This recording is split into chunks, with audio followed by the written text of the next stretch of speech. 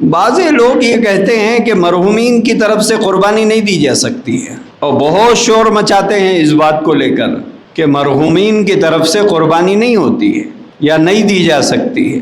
حضور انور علیہ الصلوۃ والسلام کے دنیا سے رخصت ہونے کے بعد سیدنا علی رضی اللہ تعالیٰ عنہ 2 مینڈے ذبح کرتے تھے۔ کسی نے پوچھا علی کیا بات ہے 2 مینڈے ذبح کرتے ہو؟ غالباً جب تک حضرت بی بی فاطمہ رضی اللہ تعالیٰ عنہ بھی دونوں دنیا سے رخصت ہو گئی تھی۔ حضرت فاطمہ رضی اللہ تعالیٰ عنہ حضور کے بعد صرف 6 مہینے ہی باحیات تھی۔ 6 مہینے کے بعد آپ کا بھی انتقال ہو گیا تھا۔ تو حضرت علی رضی اللہ تعالیٰ عنہ 2 مینڈے ذبح کرتے تھے۔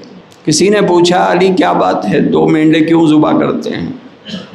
حضرت علی رضی اللہ تعالیٰ عنہ نے فرمایا کہ حضور نے مجھے حکم دیا ہے، حضور کی وصیت تھی مجھے حکم دیا ہے کہ میں آپ کے نام سے قربانی کروں۔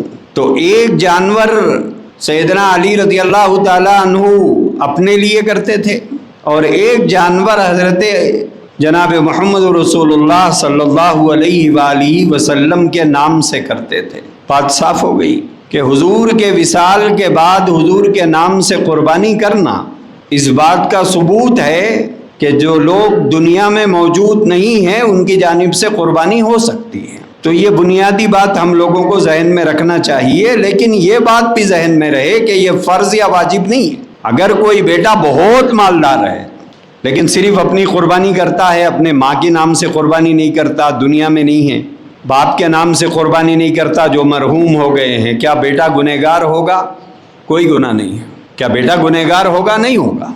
کیوں؟ بیٹے کے اوپر مرحوم ماں باپ کی طرف سے قربانی کرنا واجب نہیں ہے۔ محبت کا تقاضا ہے، ان کے احسانات کا تقاضا ہے، ان کی شفقتوں کا تقاضا ہے، ان کی محبتوں کا تقاضا ہے کہ آج ہم جس حال میں بھی ہیں وہ انہی کے احسانات ہیں۔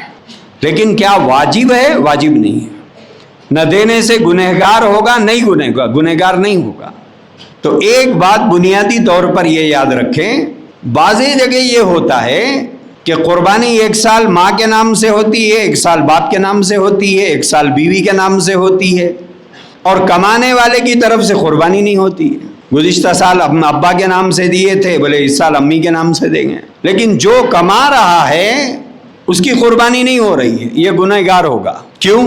ابا کے اوپر قربانی ہی واجب نہیں ہے، امی کے اوپر قربانی ہی واجب نہیں ہے، یعنی باپ مالدار نہیں ہے، ماں مالدار نہیں ہے، اور بیٹا مالدار ہے، بیٹے کے اوپر قربانی واجب ہے، لیکن بیٹا اپنی طرف سے نہیں کر رہا ہے۔ گزشتہ سال ابا کے نام سے کرا تھا، اس سال امی کے نام سے کرا، تو گزشتہ بھی اس کی قربانی نہیں ہوئی، اس سال بھی اس کی قربانی نہیں ہوئی۔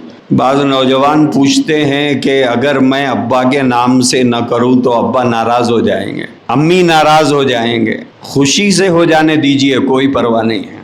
اگر وہ ناراض ہوتے ہیں خوشی سے ہو جائیں، کوئی پرواہ نہیں، کہ شریعت نے ان کے اوپر قربانی واجب ہی نہیں رکھی ہے، مالدار نہیں ہے۔ قربانی عبادت ہے، شوق نہیں ہے۔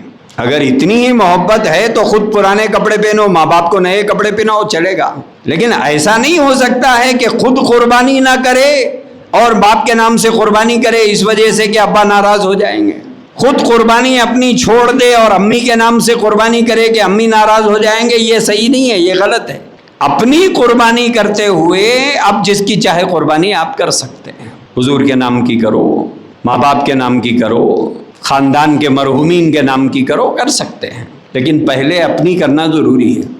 لیکن اپنی چھوڑ کر دوسروں کی کرنا یہ کوئی فیشن نہیں ہے، یہ عبادت ہے، اس میں اللہ کے حکم کی پاسداری کرنا ضروری ہے۔ بنیادی طور پر یہ غلطی اکثر گھروں میں ہوتی ہے۔